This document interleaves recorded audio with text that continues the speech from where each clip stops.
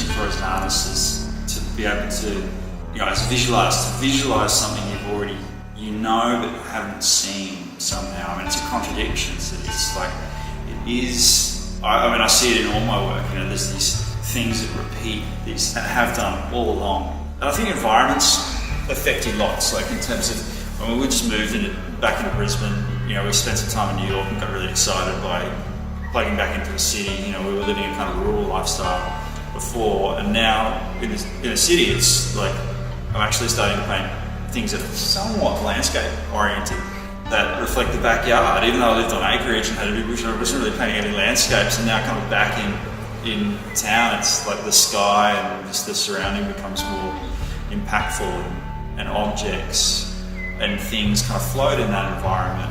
They're not fixed. It's like it's not any one place that I'm trying to make an image of. But I think we all have that, these recurring themes, and certainly artists do in their work. Some artists very keenly just stay with one thing. I don't think I'm that kind of artist though, that I just repeat a singular motive. I think there are multiple motives and multiple motives, and I shift between them all the time. These paintings and this show is really about, still there's some iconography, but actually lots of the iconography is being, I put my fingers through it and destroyed it, and so it goes back to that index. It's like, oh, this is, the artist was here.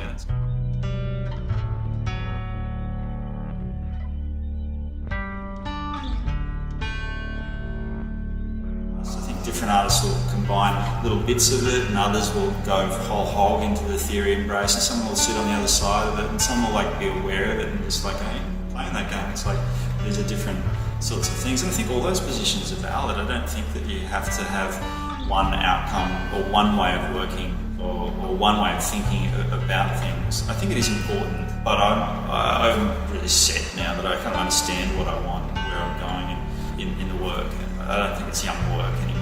It's like this act of painting, and that's kind of almost for other people to decide whether it's art or not. So although I'm really a technically competent and well-trained painter, there's not much that I can't do with it now. The medium, it's almost like I just try to let the medium do what it wants to do and just try and stand out of its way.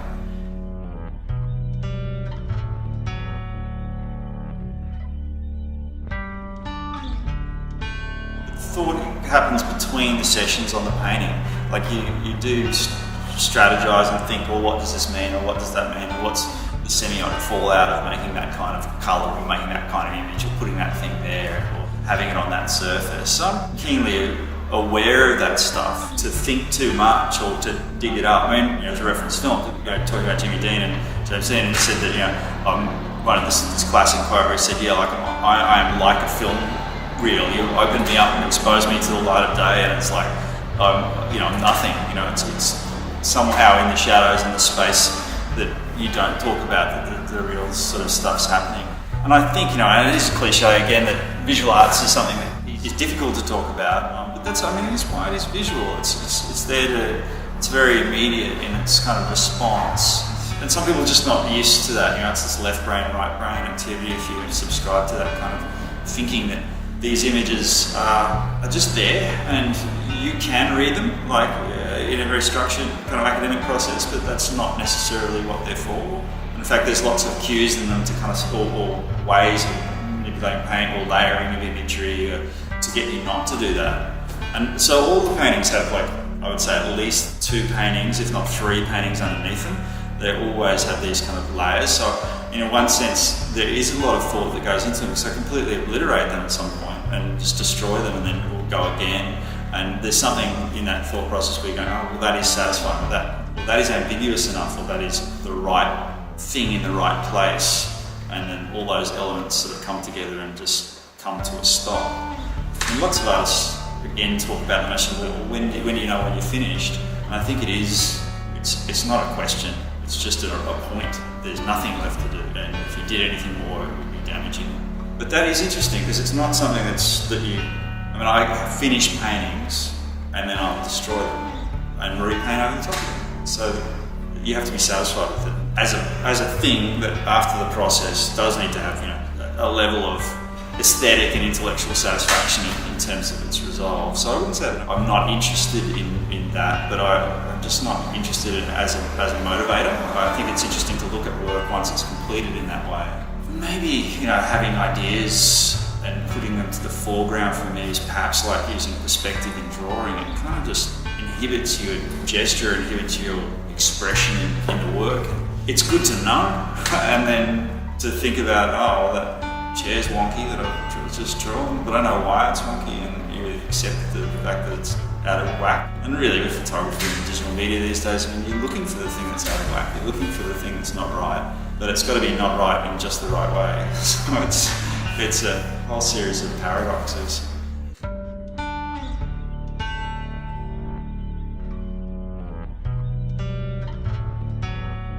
But a painting always has that index, that mark, or that footprint, or that thumbprint, or that gesture of an artist in the paintings. The icon and the index and the symbol. They do kind of overlap all the time. They're not just completely discrete. Once you start to put something in a frame, then composition or spatial arrangements is kind of key, isn't it? It's never arbitrary in terms of what goes where. And once you place one thing there, then you're placing another thing there, and you place another thing in relationship to those things, and all things have relationships to one another. So composition is always a factor, and it's perhaps always been something I've been interested in, how things sit with one another as a curator, working in exhibitions, and certainly as a painter, and installing shows, and all those sorts of things. And certainly in a painting, the relationship between this little bit of streak of white on top of this grey enamel, on top of this bit of beige, next to this bit of pink, all that needs to work actually close up and at a distance.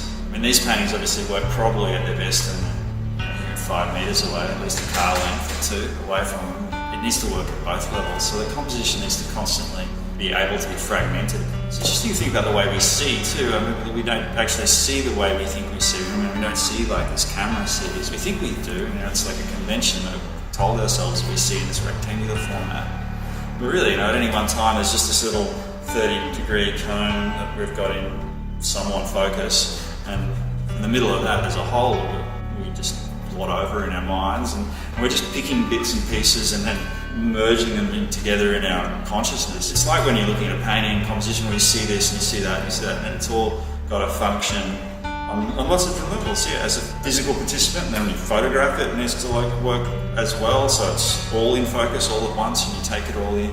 They have to work on the scale of this 3 metre by 3 metre thing, and they also have to work on this tiny little screen as well. So it functions on all those levels. Although these paintings are very physical, and you get a lot from seeing them in reality, I think that the reality is these days they need to work across mediums, and they do need to be interesting as tiny matchbox images as well as. So composition is a multifarious thing, and it's got lots of different parts to it. But at its heart, just the rules of composition are always present in my mind as an educator and as an artist, and you can break them, but it's like you need to know why you're doing that. They're conventions, and painting is a convention.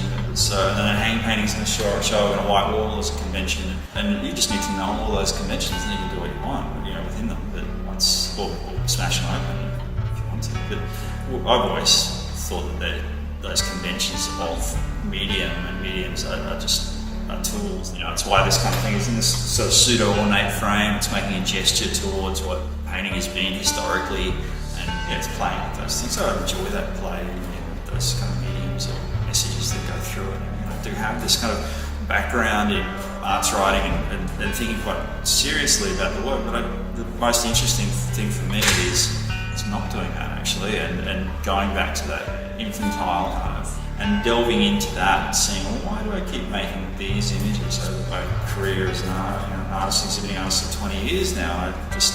And although there's lots of disparity in what I make, there's lots of similarities, and particularly iconography that occurs.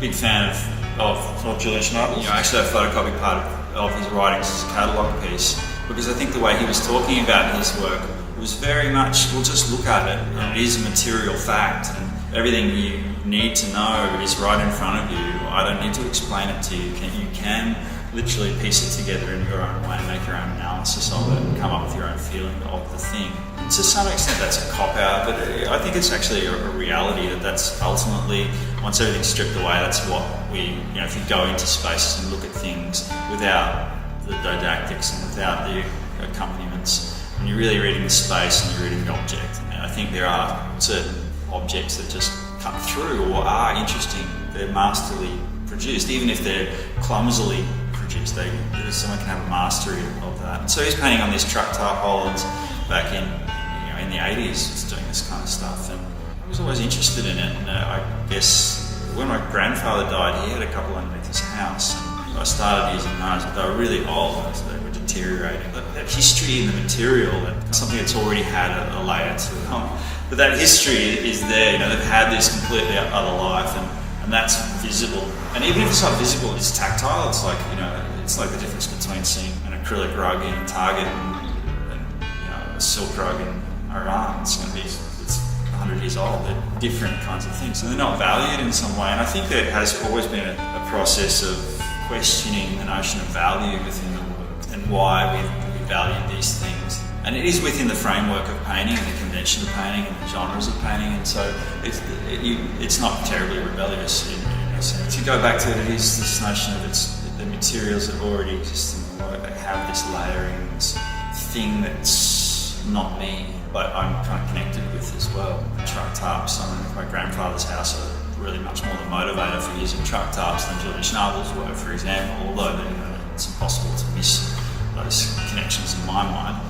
And you could say this, some of these that they're really textural, become like Tappy's paintings and things like this, and all that is there, sure, but the actual motivations for putting those things in there is a little different. It's much more personal.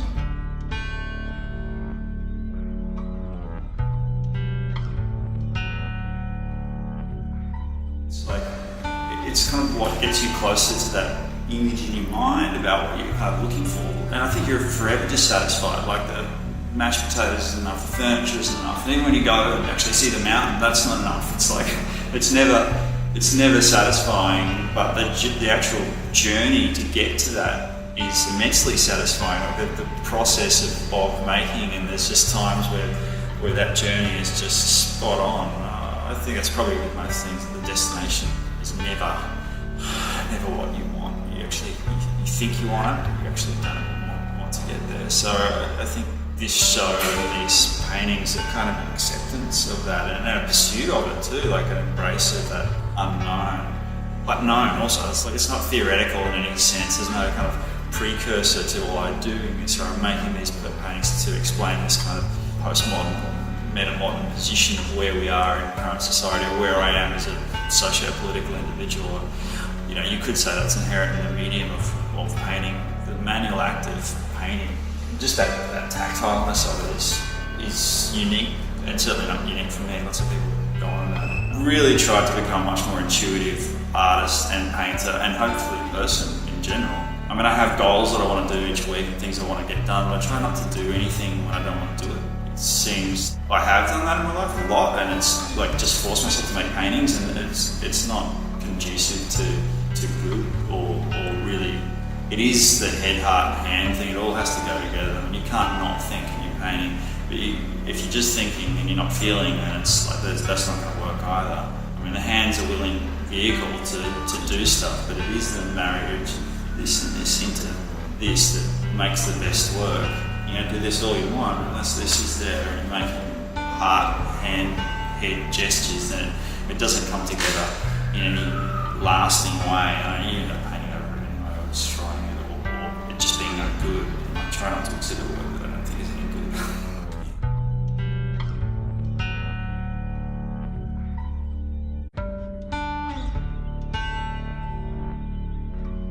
It is going to be the nature of my practice that it will evolve and change. Style is a fringe benefit of intention. So if you have the singular intention throughout your practice and that's all, and there's no change, then it's easier to make a signature, right? But my intentions evolve as I pursue what I'm pursuing, and as an artist. And I think there will be ongoing and changing ambitions and changing successes and within the work that I make. And I think it's certainly not necessary. I mean, I think so. After seeing my work for so long, I do think it is a signature work. When I hung this show last night, I was going, wow, this is just so me, This is like indicative of what I do. And yet I've talked to people about this and go, well, it really changed. Wow, your work is so evolved from last time I saw it. And, obviously there is shift in what I do, but it's not a concern for me. I can see how it concerns someone who would be who's trying to represent a product.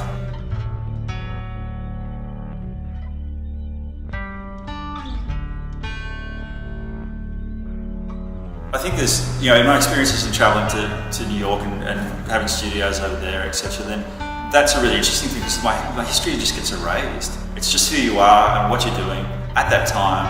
And I was there for 3 months and I had a solo show in this independent space in the first 2 weeks. Like I organised it the first 2 weeks and then I had it a month later, so in the middle of the residency I had the show.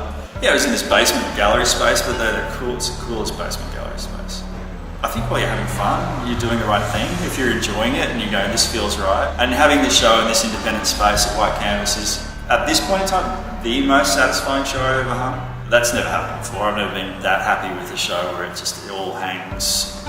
I think every show you have as an artist is your best work, but you never completely know. Actually, you don't know until about 6 months later. I remember listening to this interview with Mick Jagger and Keith Richards, and they were talking about Black and Blue. It's half of it's full of covers, and the other stuff, there is one good song on it potentially, and they were just like, it's the greatest album we've ever done. And by that stage perhaps they're just seasoned marketing geniuses, but they seem to really believe that was their pinnacle of their work. After those string of classic albums, that suddenly this piece of mediocre at best work in the early 80s was their best work. So maybe I'm not in the best place to tell you that this is the greatest show I've ever done, but it certainly feels like it at the moment, and so that's a great place to be.